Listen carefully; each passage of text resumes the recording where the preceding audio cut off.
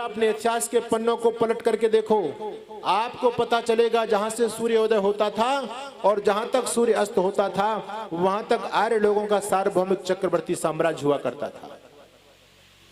लेकिन आज हमारा अस्तित्व क्या बचा है?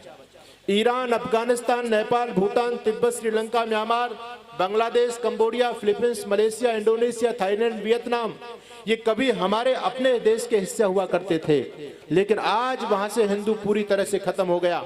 इतिहास के पन्नों को पलटोगे आपको पता चलेगा। ज्यादा पुरानी बात मैं नहीं कर रहा हूं, महाभारत काल की बात करता हूं।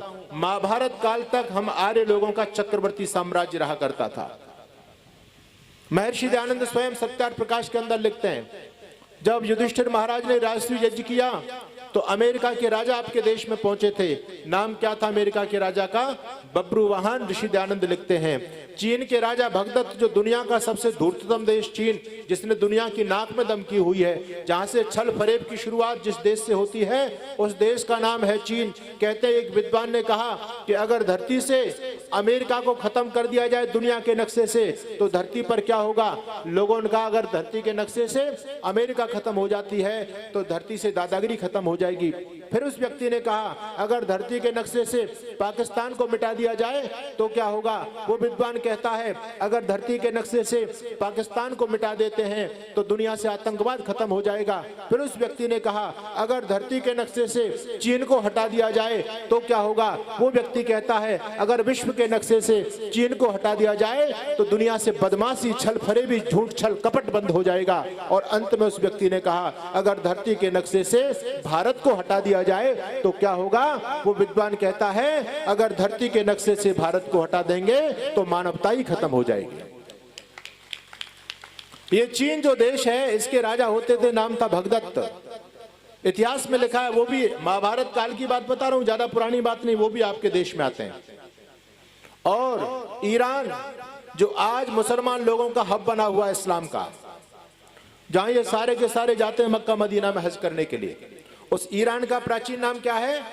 आर्यन। ईरान का प्राचीन नाम आर्यन, जिसको आज ये मक्का मदीना बोलते हैं, इसका पुराना नाम है मख और मेदिनी। दोनों संस्कृत के शब्द हैं। और आप लोग देखेंगे आज जानवापी मस्जिद को लेकर के विवाद चल रहा है। कहते हैं जी यहाँ पर शिवलिंग थी, ये शिव मंदिर था। अरे ये केवल ज्ञानवापी का ही मुद्दा नहीं है, आप वहां जाकर के ईरान में भी खुदाई कर लोगे तो वहां पर भी शिवलिंग आपको मिलेगा। सब जगह है हम लोग, हमको दुनिया से ऐसा खत्म किया गया। आज आप लोग YouTube पर जाकर के देखें, जो भी मुसलमान वहां हज करने के लिए जाता है वो शिवलिंग को चूम करके आता है, उस शिवलिंग को ढक करके रखते हैं वो लोग। यानी मैं कहना चाहता हूं वहां तक हम लोग फैले हुए थे। ईरान हमारे हाथ से गया। अफगानिस्तान, अफगानिस्तान का व्यक्ति राजा जो था, क्या नाम था उसका? शकुनी। महाभारत में नाम सुना होगा आपने, शकुनी, मामा शकुनी। और गांधारी यहीं की रहने वाली थी। अफगानिस्तान की राजधानी को क्या बोलते हैं? कांधार। कांधार का पुराना नाम गांधार। गांधारी इसी प्रदेश की रहने वाली थी। और लेकिन आज मैं आपसे पूछना चाहता हूं, क्या अफगानिस्तान में कोई हिंदू बचा है? क्यों जी बोलो? ईरान में बचा है। Iran, Afghanistan, Nepal, Bhutan, Tibet, Sri Lanka, Myanmar, Bangladesh, Cambodia, जिन देशों के मैं नाम आपके सामने पढ़ रहा हूं, यहां पर सभी हिंदू लोग रहते थे, लेकिन आज खत्म हो गए या नहीं हो गए? बेल्जियम के इतिहासकार ने लिखा, बेल्जियम का इतिहासकार कहता है कि धरती पर केवल 700 सालों में 8 करोड़ से लेकर के 10 करोड़ हिंदुओं का नरसंहार हुआ। जब उस व्यक्ति ने ये बात कही तो लोगों की एकदम कान खुल गए, लोगों के बोले क्या बोल रहे हो? लेकिन वो व्यक्ति कह रहा है मैं बिल्कुल सही कहता हूं और मैं उस व्यक्ति का समर्थन करता हूं। निश्चित रूप से आप देखें, अरे सब जगह पूरा यूरोप आप लोगों का हुआ करता था, आप यूरोप से खत्म हो गए। पूरा अरब आप लोगों का होता था, वहां से खत्म हो गए। अब केवल आप लोगों का वजूद यदि बचा है थोड़ा बहुत तो वो भारत देश है। और भारत देश में जो स्थिति चल रही है, अरे मुझे बताओ भारत देश में आप लोग बढ़ रहे हो या घट रहे हो? क्यों जी? अरे इतना तो बोलो, हम लोग दिन प्रतिदिन बढ़ रहे हैं या घट रहे हैं? हम दिन प्रतिदिन घटते चले जा रहे, दुनिया से खत्म हो गए। दुनिया से आपको पता होना चाहिए केवल 1450 सालों में धरती पर उन लोगों के 57 देश हैं मुसलमान लोगों के। कितना समय हुआ? केवल 1450 साल। और 57 देश धरती पर स्थापित कर दिए। क्रिश्चियन लोगों को देखेंगे, इनको केवल 2000 साल हुए हैं, इनके भी धरती पर लगभग 125 देश हैं। लेकिन हमारी संस्कृति 2 अरब वर्ष पुरानी हमारी संस्कृति है, और हमारा धरती पर कोई भी देश नहीं, हिंदू लोगों का कोई भी देश नहीं। और जिसको आप कहते हैं हिंदुस्तान हमारा है, तो हिंदुस्तान में जिस हालात में आप लोग रह रहे हो, उस हालात को बहुत अच्छी तरह से जानते हो। इस हिंदुस्तान के अंदर भी 12 प्रांत, पूरी तरह से 12 प्रांतों में हिंदू खत्म, अल्पसंख्यक हो गया।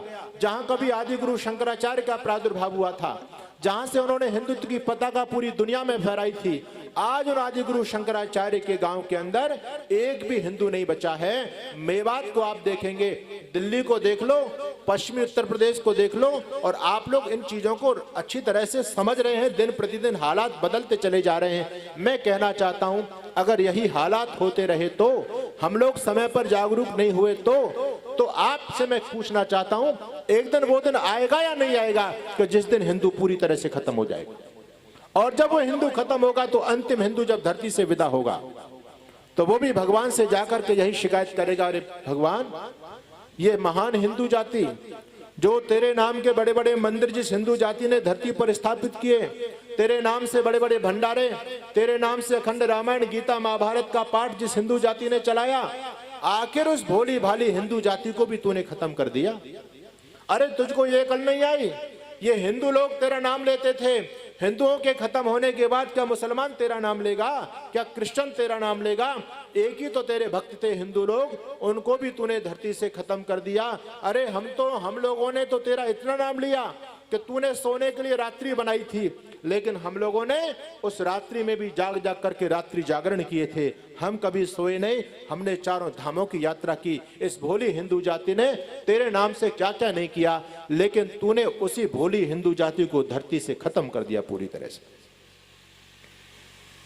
जब इस हिंदू की वेदना को भगवान देखा भगवान ने, तो भगवान मुस्कुराए और भगवान कहने लगे, रे मूर्ख हिंदू, तुम मरे हो अपनी मूर्खता से और दोष मुझको देते हो।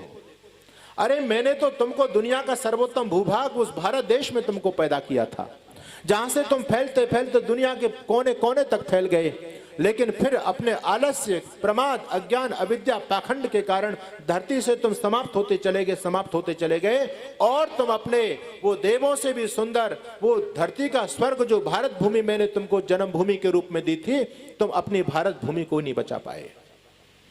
और इतना ही नहीं, मैंने तुम लोगों को बचाने के लिए मुझ पर तुम पर दया आई। वास्तव में तुम बड़े भोले हो, मुझको तुम पर दया आई और मैं तुम लोगों को बचाने के लिए समय समय पर धरती पर महापुरुषों को भेजता रहा, महामानवों को भेजता रहा।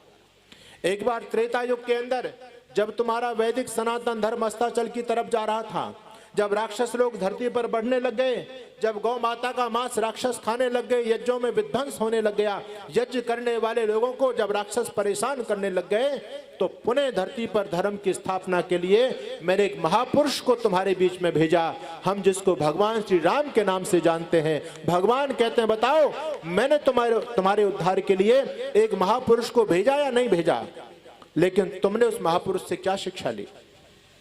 अरे बड़े शर्म की बात है कि जो महापुरुष पूरी दुनिया में पूजित हुआ, आज तुम अपने देश में उस महापुरुष का स्मारक भी नहीं बना पाए। उस स्मारक को बनाने में भी तुमको लड़ते लड़ते 500 साल लग गए और तुम उसके भक्त कहला रहे हो।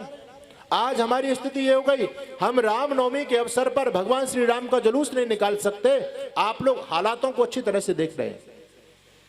हनुमान जयंती की घटना देख लो, रामनवमी की घटना देखो, और अभी 15 अगस्त 26 जनवरी जब लोग, कुछ राष्ट्रवादी लोग तिरंगा हाथ में लेकर के यात्रा निकालते हैं, पथराव हो जाता है। अरे चिंतन करो, सरकारी आंकड़ों के हिसाब से अभी वो केवल 25% हैं, तब तुमको रोड पर नहीं निकलने दे रहे। जिस दिन वो 50% हो जाएंगे, तुमको तुम्हारे घरों में छोड़ देंगे क्या? चिंतन करने की बात है। भगवान कहते हैं कि मैंने श्री राम को तुम्हारे कल्याण के लिए भेजा, और भगवान श्री राम ने जाकर के धरती पर तुमको वो उपदेश दिया, तुमको वो ज्ञान दिया, अपने आचरण और अपने व्यवहार से वो शिक्षा समाज को देकर के आए, लेकिन तुमने राम की एक नहीं मानी। तुमने राम को केवल चमत्कारवाद में ढक करके रख दिया। तुमने राम के नाम के जय जयकार के नारे तो लगाए, राम के बड़े बड़े मंदिर तो बनाए, लेकिन तुम राम के सम्मान को बचा करके न रख पाए। तुमने राम की एक भी शिक्षा को अपने जीवन में फॉलो नहीं किया। अगर तुम राम की मान लेते तो तुम्हारी हिंदू जाति की दुर्दशा नहीं होती। राम तो धरती पर गए थे, वो कहते थे निष्ठरहीन कर्म ही भुज उठाए प्रणकीन। राम ने संकल्प किया था कि मैं आर्यावर्त देश की मिट्टी को, आर्यावर्त देश को राक्षसों से विहीन कर दूंगा। लेकिन वही राम के भक्त आज राक्षसों से चारों तरफ से घिर गए। फिर कहां हमारे अंदर राम का पौरुष रह गया? हम कहां राम के भक्त रह गए? भगवान कहते हैं तुमने राम से भी कुछ नहीं सीखा, तुमने राम को भी ऐसे ही समझ लिया। लेकिन फिर भी मैं दयालु हूं। एक बार द्वापर युग के अंदर फिर तुम्हारी संस्कृति पर ग्रहण लगा, तुम्हारे धर्म पर ग्रहण लगा, और मैंने तुम पर दया करके योगेश्वर श्री कृष्ण को तुम्हारे मध्य में भेजा। कृष्ण ने जाकर के उस समय उन राक्षसों के धुर्रे उड़ा दिए जो धर्म को समाप्त करना चाहते थे। जब पापाचार अनाचार धरती पर बढ़ रहा था तो भगवान कृष्ण ने आकर के गीता का दिव्य ज्ञान हम तुमको दिया, लेकिन तुमने केवल भगवान राम के जय जयकार के नारे लगाए, भगवान कृष्ण के जय जयकार के नारे लगाए, लेकिन ना तुमने राम की मानी ना तुमने कृष्ण की मानी। अरे चिंतन करने की बात है। योगेश्वर श्री कृष्ण ने वो दिव्य ज्ञान आपको दिया था श्रीमद् भगवत गीता के नाम से। मैं पूछना चाहता हूं कितने लोग ऐसे हैं जिन्होंने गीता को पढ़ा होगा? हम कृष्ण की जय जयकार के नारे तो लगाते हैं, आज हमारे घरों में गीता नहीं मिलेगी। अकेले लखनऊ शहर के अंदर 80,000 मुसलमान ऐसा है जिसको कुरान याद है, लेकिन मैं कहता हूं 80,000 वो लोग, उनकी संख्या लखनऊ शहर के अंदर। हमारे लखनऊ शहर के अंदर 800 लोग ऐसे नहीं मिलेंगे, 800 छोड़ दो 80 लोग ऐसे नहीं मिलेंगे जिनको गीता याद होगी। हम उनको दोष देते हैं मुसलमान बढ़ गए, क्रिश्चियन लोग बढ़ गए।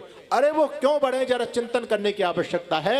हम क्यों घटे, यदा ये भी सोचने की आवश्यकता है। हम अपनी संस्कृति की बात करेंगे, धर्म की बात करेंगे, लेकिन अपने जीवन में उसको हम कोई स्थान नहीं देना चाहते। हमारा केवल पाखंड है, दिखावा है हमारे जीवन के अंदर। उन लोगों के जीवन के अंदर समर्पण है, उनका धर्म, उनका मत चाहे कैसे भी हो, वो पूरी ईमानदारी के साथ उसको जीते हैं, वो दिखावा नहीं करते। हम लोग दिखावा ज्यादा करते हैं, व्यवहार में कम अपनाते हैं। भगवान कहते हैं कि कृष्ण ने वो गीता का दिव्य ज्ञान तुमको दिया, लेकिन तुमने गीता के दिव्य ज्ञान को एक तरफ रख दिया। उस गीता को केवल तुमने रखा तो सही, हिंदू लोगों ने अपने मंदिर के अंदर कैसे रखा? लाल कपड़े में लपेट करके बस मंदिर में उसकी शोभा बढ़ा दी, दीपक जलाया, फूल रख दिए, गीता जी की आरती भी की, लेकिन गीता के अंदर क्या लिखा है ये तुमने कुछ कभी भी समझने का प्रयास नहीं किया। अरे गीता तो वो टॉनिक है जो मुर्दे के अंदर भी प्राण फूंक देती है।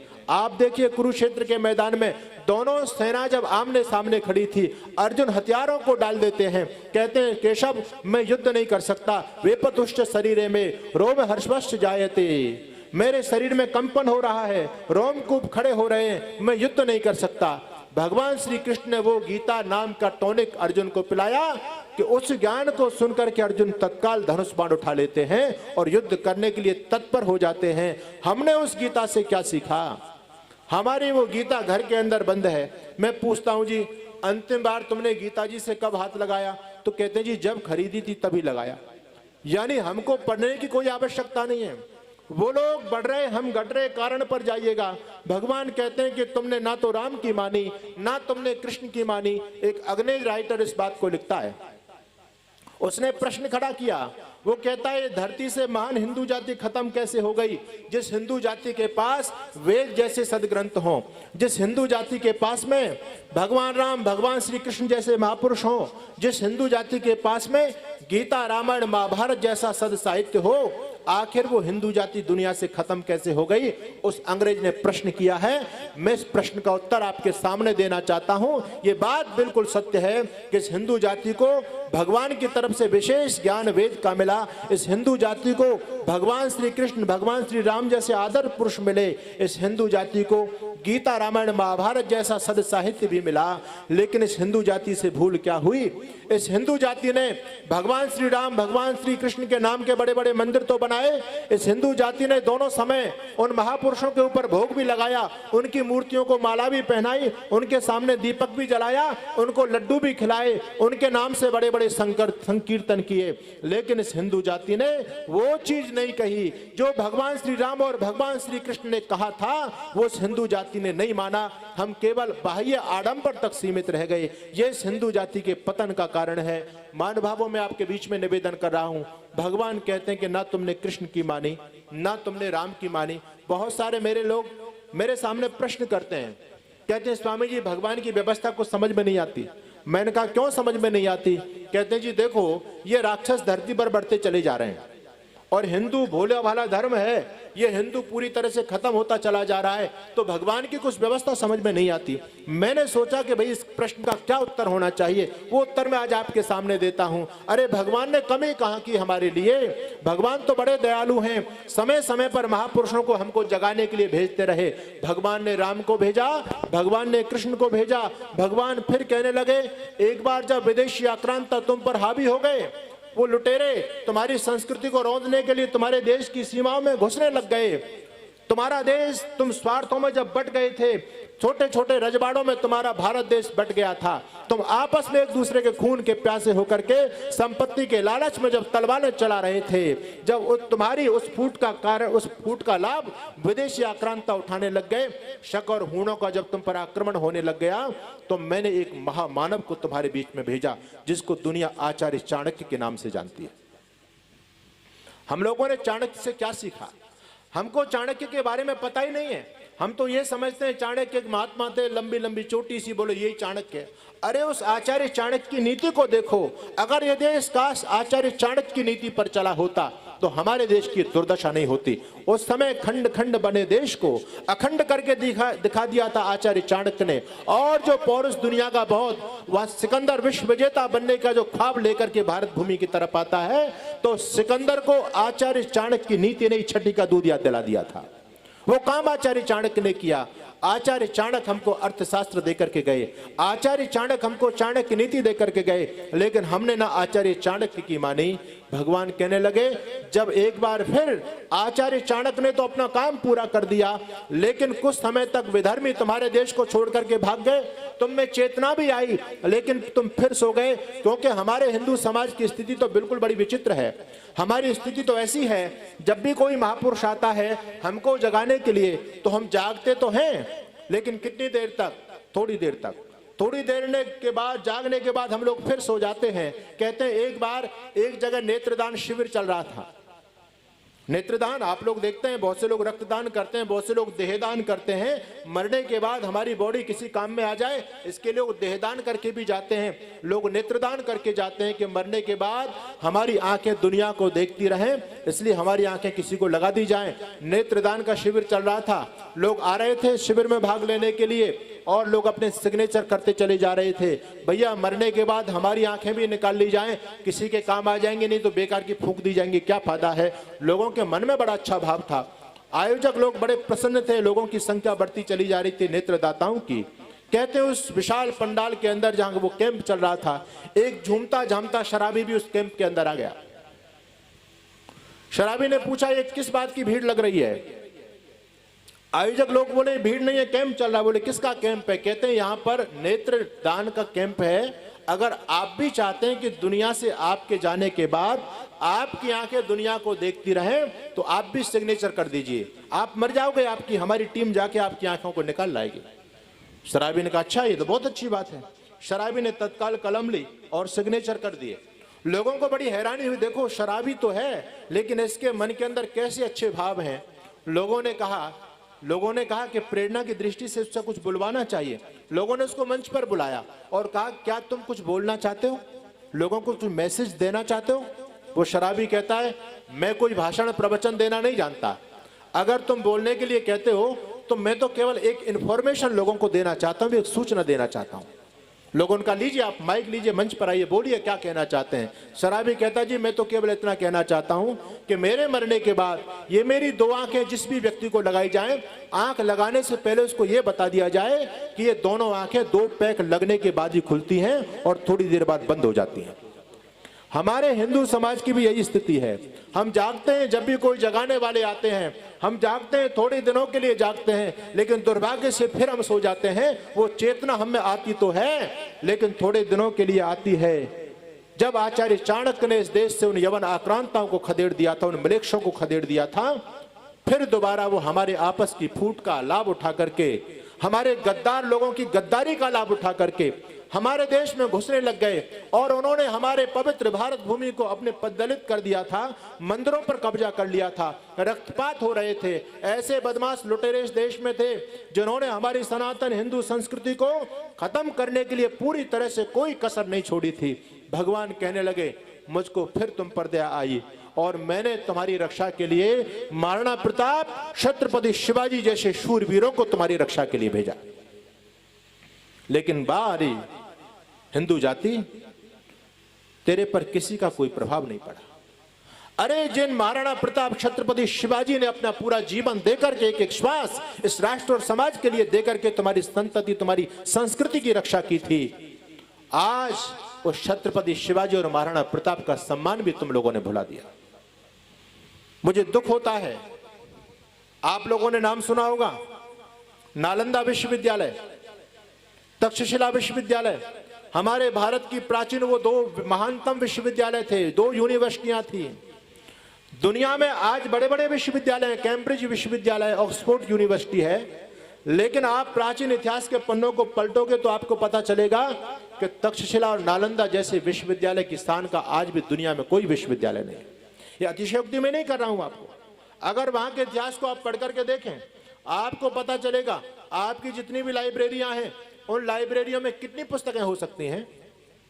जेएनयू यूनिवर्सिटी को ले लो, दिल्ली विश्वविद्यालय को ले लो, मेरठ विश्वविद्यालय को ले लो, इनके जो विश्वविद्यालयों की पुस्तकें हैं उनमें कितनी पुस्तकें हो सकती हैं लाइब्रेरी के अंदर? 10,000, 5,000, 25,000, 1 लाख मान लीजिए, इससे ज्यादा भी हो सकती हैं। क्यों जी प्रधान जी? 5 लाख मान लो, लेकिन आप अपने इतिहास के पन्नों को पलट करके देखेंगे तो अकेले नालंदा विश्वविद्यालय की लाइब्रेरी के अंदर 90 लाख ग्रंथ थे, 90 लाख। और हैरानी तो आपको तब होगी आर्यभद्र पुरुषों कि जब मृक्ष बख्तियार खिलजी ने उस विश्वविद्यालय को नेस्त नाबूद किया था, तो इतिहासकार लोगों ने लिखा है उन मृक्ष लोगों की सेना जब सर्दी के समय में नहाने के लिए गर्म पानी करती थी तो वहां लकड़ी नहीं जलाई जाती थी भट्टी के अंदर, बल्कि लाइब्रेरी के वो बड़े बड़े मोटे मोटे ग्रंथ ला करके भट्टी में झोंक दिए जाते थे। उन पर उन मलेच्छों की सेना गर्म पानी करके नहाया करती थी। उन ग्रंथों से हमारी बहुमूल्य संपदा, जो ज्ञान रूपी संपदा थी, उस संपदा पर उनका भोजन बनता था उन मलेच्छ लोगों का। उस बख्तियार खिलजी ने हमारे नालंदा विश्वविद्यालय को नेस्तनाबूद किया। उसमें हजारों आचार्य और हजारों जो विद्यार्थी पढ़ते थे, सबकी गर्दन कलम कर दी, सबको काट दिया। और इतना ही नहीं, जब वो मलेच्छ आगे बढ़ा तो उसने विक्रमशिला विश्वविद्यालय को भी नेस्तनाबूद कर दिया था। लेकिन दुर्भाग्य की बात यह है, मुझे बड़ी वेदना हो रही है इस बात को कहने में, वो आक्रांता विदेशी हमलावर जो हमारी संस्कृति के मंदिर को खत्म कर गया, ध्वस्त कर गया, हमारे लाइब्रेरी को जला गया, उस आक्रांता के नाम से पास में आज स्मारक बना हुआ है। बिहार की धरती पर जाइए आप, वहां एक नगर बसा हुआ है, उस नगर का नाम है बख्तियारपुर। वहां एक जंक्शन है जहां रेल का बहुत बड़ा स्टेशन है, उसका नाम है बख्तियारपुर जंक्शन। भगवान कहते रहे तुमको शर्म आनी चाहिए। जिन लोगों ने, अरे भोली हिंदू जाति तू मरी क्यों है, जरा अपने परिणामों पर विचार कर। जो लोग तुम्हारे दुश्मन थे, जो आताताई, बलात्कारी, अत्याचारी, जिन्होंने हमारी माँ बहन बेटी की इज्जत को लूटा, जिन्होंने मंदिर तोड़े, जिन्होंने गौ माता की हत्या की, उन लोगों के, उन विधर्मी लोगों के नाम से हमारे देश में आज स्मारक हैं। एक विदेशी इतिहासकार ने लिखा है, दुनिया के नक्शे में हिंदू ऐसी मूर्ख जाति पाई जाती है जो हिंदू जाति अपने लोगों के द्वारा लिखे इतिहास को प्रामाणिक नहीं मानती, बल्कि विदेशी लोगों के द्वारा लिखे हुए इतिहास को प्रामाणिक मानती है। दुनिया के नक्शे में ऐसी एक ही मूर्ख हिंदू जाति है जो केवल विदेशी लोगों के लिखे इतिहास को प्रामाणिक नहीं मानती, बल्कि उन लोगों के द्वारा लिखे हुए इतिहास को प्रामाणिक मानती है जो लोग इसके दुश्मन थे, जिन लोगों ने इन पर राज किया। ये हमारे पतन का कारण है। आप इतिहास को देखेंगे, आपको पता चलेगा ये क्या बकवास चल रही है। आपका जो इतिहास है वो पूरी तरह से एक तरफा है। हमारे बच्चों को ये तो बताया जाता है कि कुतुब मीनार किसने बनवाई, ताजमहल किसने बनवाया, लाल किला किसने बनवाया, उन मुगलों का नाम तो हमारे बच्चों को बताया जाता है।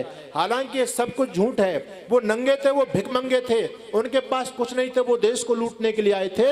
अगर तहकीकात की जाए तो ताजमहल या शाहजहां तो क्या बनवा पाएगा। ताजमहल भी अपना है, लाल किला भी अपना है, ढाईजन का झोपड़ा अजमेर के अंदर जाइए वो भी अपना है, कुतुब मीनार भी अपनी है। इन लोगों के पास कहां कहाँ बुद्धि थी, इन लोगों के पास कहाँ पैसा था। ये तो इस देश को लूट करके ले गए अरब के अंदर, इन्होंने यहाँ पर कुछ भी नहीं बनवाया। लेकिन फिर भी हमारे बच्चों को ये बताया गया ये शाहजहां ने बनवाया, ये उसने बनवाया, उसने बनवाया। लेकिन हमारे बच्चों को ये क्यों नहीं बताया जाता कि तक्षशिला नालंदा विश्वविद्यालय किसने फूंका था। हमारे बच्चों को यह क्यों नहीं बताया जाता कि अयोध्या के अंदर भगवान श्री राम का मंदिर किसने तोड़ा था। हमारे बच्चों को यह क्यों नहीं बताया जाता था कि राजा दाहिर की 2 पुत्रियों के साथ बलात्कार किसने किया था। हमारे बच्चों को यह क्यों नहीं बताया जाता था कि ऐसा नरपिशाच राजा इन मुसलमानों में कौन सा हुआ जिसने 32 हजार हिंदुओं के नरमुंडों को काट करके दीवार चुनवा दी थी। ये हमारे बच्चों को नहीं बताया जाता। जिस अकबर को हम लोग महान कहते हैं, उस अकबर के सारे कारनामे हैं। हमारे बहुत सारे हिंदू लोग इस बात को कहते हैं जी अकबर तो बड़ा सहिष्णु था, अकबर तो बड़ा दयालु राजा था। लेकिन अकबर के आप इतिहास को पढ़ करके देखेंगे, इतना अत्याचारी बदमाश शासक हुआ है वो अकबर। इन मुसलमानों में कोई भला तो है ही नहीं, और जो भला है वो मुसलमान रहा नहीं, वो हिंदू बन गया। अभी हमारे वसीम रिजवी थे, वो उनकी तहरीकात होती रहती थी, बात नहीं बनती थी, क्योंकि वो धर्मात्मा अच्छा आदमी था। ये सारे के सारे बदमाशों की फौज, तो उसकी नहीं पटी, वो भी हिंदू बन गया। जो अच्छा था वो कन्वर्ट हो गया, और ये सारे के सारे छठे छटाए हैं। तो ना तो अकबर भला था, ना बाबर भला था। लेकिन दुर्भाग्य की बात यह, हम लोगों से भूल कहाँ हुई है। इतिहास में इतना बड़ा घालमेल किया गया। आप दिल्ली के अंदर जाइए, इंडिया गेट के सर्कल पर घूम जाइए, आपको दिल्ली के अंदर अकबर रोड मिलेगा, बाबर रोड मिलेगा, हुमायूं रोड मिलेगा, तुगलक रोड मिलेगा। जितने जितने अत्याचारी बलात्कारी लुटेरे इस देश को लूटने के लिए आए, सबके नाम से स्मारक मिलेंगे, सबके नाम से आपको रोडों के नाम मिलेंगे। और तो और जो अपने गद्दार थे, नालायक लोग, जिन गद्दारों ने इन हमलावरों का साथ दिया, जैसे कि मानसिंह, आपको मानसिंह के नाम से रोड भी मिल जाएगा। लेकिन आपको कहीं छत्रपति शिवाजी रोड नहीं मिलेगा, महाराणा प्रताप रोड नहीं मिलेगा। भगवान कहते हैं, अरे मूर्खो, तुम जरा चिंतन करो, तुम किस दिशा में जा रहे हो। तुमको यह पहचान नहीं है तुम किसकी पूजा कर रहे हो। अपने शत्रुओं के नाम के स्मारक कहीं बनाए जाते हैं क्या? ये भोली हिंदू जाति को अकल नहीं है। आज मजारों की तरफ भाग रही है हमारी हिंदू जनता। आपके यहां भी चल रही होगी बीमारी। सैयद, पीर, ख्वाजा, चिश्ती, आप जाकर के देखिए अजमेर के अंदर ख्वाजा गरीब नवाज का दरबार बोला जाता है, मोइनुद्दीन चिश्ती। उसके इतिहास को आप पढ़ोगे तो आपको पता चलेगा कितना बड़ा दरिंदा था, कितना बड़ा जासूस था। 7 लाख हिंदू लोगों को कन्वर्ट उस व्यक्ति ने किया। संयोगता महाराणा प्रताप, हमारे पृथ्वीराज चौहान जी की जो पत्नी थी, उनके साथ बलात्कार करने वाले, हजारों हिंदू कन्याओं की इज्जत के साथ खिलवाड़ करने वाला यही मोइनुद्दीन चिश्ती, जिसकी अजमेर में दरगाह है। आज वहां 80-60% हिंदू जाकर के उस बदमाश विधर्मी के सामने नाक रगड़ता है, उसकी पूजा करता है, उस पर चद्दर चढ़ाता है। अरे शर्म की बात है हिंदू लोगों, हम अपने दुश्मन लोगों को पूज रहे हैं। इस देश में महाराणा प्रताप की पूजा होनी चाहिए, छत्रपति शिवाजी की पूजा होनी चाहिए, वीर बंदा बैरागी की, भगत सिंह, राम प्रसाद बिस्मिल की पूजा होनी चाहिए। लेकिन हम लोगों ने उनको छोड़ करके हम अपने शत्रुओं को पूजने लग गए। भगवान कहते हैं तुम मरे अपनी मूर्खता से हो, दोष मुझको देते हैं। भगवान कहने लगे इतने पर भी मुझको फिर तुम पर दया आई। और एक बार जब तुम्हारा वैदिक धर्म पूरी तरह से अस्त हो गया था, जब तुम्हारे देश के अंदर नास्तिक मत पैदा होने लग गए थे, जब लोग वेदों को यह कहने लगे थे त्रयो वेदस्य कर्तारः भांड धूर्त निशाचरः, वेद तो भांड धूर्त और निशाचरों की रचना है, वेद तो बकवास है। और जब वेदों को पूरी तरह से धरती से खत्म कर दिया गया था इन विधर्मी लोगों ने, इन मतांतर को मानने वाले लोगों ने, तो आपको जानकारी होनी चाहिए। एक राजकन्या रो रही थी, अपनी वेदना को कह रही थी, किम करोमि को गच्छामि को वेदानुधर्ष्यति, कहां जाऊं, क्या करूं, कौन वेदों की रक्षा करेगा। उस समय एक आचार्य उस कन्या के करुण क्रंदन को सुन रहे थे, और आचार्य का नाम था कुमारिल भट्ट। वो कहते हैं मां चिंत्य वरारोहे भट्टाचार्यो अस्ति भूतले, बेटी तुम चिंता मत करो, जब तक भट्टाचार्य इस धरती पर जीवित है तब तक तुम्हारी वैदिक विद्या का विलोप नहीं होने दूंगा। उस समय आचार्य कुमारिल भट्ट ने वेद की स्थापना के लिए अपने जीवन को कुर्बान कर दिया था, जीवन की आहुति दे दी थी। लेकिन जितना उनका सामर्थ्य था उन्होंने उस सामर्थ्य के हिसाब से काम किया, लेकिन रोग बहुत ज्यादा फैल चुका था। आचार्य कुमारिल भट्ट के पास सामर्थ्य कम था, लेकिन रोग बहुत ज्यादा फैल गया, बात नहीं बनी। जो कुमारिल भट्ट का अधूरा कार्य रह गया, फिर एक बार कुमारिल भट्ट ने जो काम किया वो भी एकदम आंधी में हवा की तरह उड़ गया। जब नास्तिक मत पुनः हमारी धरती पर, हमारे देश में स्थापित हो गए थे, तो भगवान कहते हैं मैंने एक ऐसे महाप्रतापी बाल ब्रह्मचारी को भेजा तुम्हारे बीच में, जिसने 9 साल की अवस्था में तो संन्यास धारण कर लिया था, 9 साल की अवस्था में तो जिसको चारों वेद कंठस्थ थे, उस आदि गुरु शंकराचार्य को मैंने तुम्हारे वेद मत की स्थापना के लिए धरती पर भेजा। ये बात बिल्कुल सत्य है। अगर आदि गुरु शंकराचार्य ऋषि दयानंद से पहले नहीं आते तो आपके वेद और वेद विद्या पूरी तरह से विलुप्त हो गई होती। इन नास्तिक मतों ने पूरी तरह से आपके हिंदू जो सनातन धर्म जिसको आप कहते हैं उसको पूरी तरह से खत्म कर दिया था। भगवान को दया आई और उन्होंने फिर वेद मत की स्थापना के लिए आदि गुरु शंकराचार्य को हमारे बीच में भेजा। लेकिन हमने क्या किया, जो भी हमको जगाने के लिए आता चला गया हम उसको सुलाते चले गए। किसी को जहर पिलाए, किसी पर ईंट पत्थर फेंके, किसी पर बिस्तर फेंके, क्या क्या हमने जगाने वालों के साथ में नहीं किया। भगवान कहते हैं तुमने आदि गुरु शंकराचार्य को भी मार दिया। अंतिम लास्ट प्रयास मैंने और किया। जब तुम्हारा देश पूरी तरह से परतंत्रता की बेड़ियों में जकड़ गया था, जब हिंदू संस्कृति उन पाश्चात्य लोगों के पद दलित हो रही थी, मंदिरों पर ताले लग गए थे, मंदिर तोड़ दिए गए थे, तुमको अपनी बात कहने का कोई हक नहीं था, जब तुम्हारी बहुत दीनहीन स्थिति थी, तब भगवान कहते हैं, और भगवान जो कहते हैं मैं गुप्त जी के शब्दों में कहना चाहता हूं, जो हमारी दुर्दशा उस समय हुई थी, आखिर हमारा हाल जब देखा ना प्रभु जी से गया, तब दयानंद के रूप में प्रकटी दया में की दया। भगवान ने हमको जगाने के लिए बाल ब्रह्मचारी आदित्य ब्रह्मचारी महर्षि दयानंद सरस्वती को हमारे उद्धार के लिए भेजा। लेकिन हमने उस बाल ब्रह्मचारी के साथ में क्या क्या नहीं किया। यह हिंदू समाज के लिए बड़ी वेदना की बात है। जो भी हमको जगाने आए वो जब तक इस धरती पर रहे तब तक, देखो ये तो भगवान इन महापुरुषों को भेजते थे तो पता नहीं भगवान किस मिट्टी का बना करके भेजते थे। लोग जिनको जगा रहे, हैरानी की बात है, लोग जो जगाने के लिए आया है हम उस पर ईंटें फेंक रहे हैं, पत्थर फेंक रहे हैं, न जाने कितने कितने प्रकार के दोषारोपण मिथ्या आरोप लगा रहे हैं, लेकिन वो महापुरुष फिर भी शांति से नहीं बैठते। हम ईंटें मारते चले जा रहे थे, वो हमको अपने गले से लगाते चले जा रहे थे। उस महर्षि दयानंद के जीवन में हमने क्या क्या कमी नहीं छोड़ी। आपको इतिहास की वो घटना जानकारी होगी, याद होगी, जब स्वामी दयानंद के नाम से एक व्यक्ति को गधे पर बिठा करके, मुंह काला करके, गले में जूता चप्पलों की माला बिठा करके, और एक पट्टिका यहाँ पर लगी हुई है उस पर लिखा है दयानंद सरस्वती, एक गधे पर बैठा करके नगर में जुलूस निकाला जा रहा था और मूर्खों की फौज पीछे थी जो जय जयकार के नारे लगा रही थी। एक भक्त को यह सहन नहीं हुआ। वास्तव में उसकी आत्मा बड़ी पवित्र थी। वो कहता है दयानंद तो वास्तव में ईश्वर पुत्र है जो हमको जगाने के लिए काम कर रहा है, लेकिन ये मूर्ख हिंदू जाति उसका कितना बड़ा निरादर कर रही है, कितना बड़ा अपमान कर रही है। वो भक्त स्वामी दयानंद जी के पास में जाता है और पैरों में सिर झुका करके भक्त रोने लग गया, कहने लगा गुरुदेव अब मेरे से सहन नहीं होता, आप मुझको आदेश दें तो मैं दुष्टों को छोड़ूंगा नहीं। स्वामी जी कहते रहे बात तो बता, बात क्या हो गई। बोले बात, अरे इतनी बड़ी बात है कि तुम्हारे नाम से एक व्यक्ति को मुंह काला किया हुआ है, गले में जूता चप्पलों की माला पहनाई हुई है, गधे पर बिठाया हुआ है, दयानंद सरस्वती लिखा हुआ है, और गधे पर उस व्यक्ति को बिठा करके यात्रा निकाली जा रही है, पीछे से भी उस पर ईंटें पत्थर बरसाए जा रहे हैं। इतना बड़ा अपमान गुरुदेव आपका ये लोग कर रहे हैं, आप मुझको आदेश दीजिए, मैं जाकर के इनको देखता हूं। स्वामी जी कहते हैं तू क्यों परेशान हो रहा है? अरे ये कोई परेशान होने की बात है, ये कोई बात हो गई क्या, तू क्यों परेशान होता है? बोले आपका इतना बड़ा अपमान।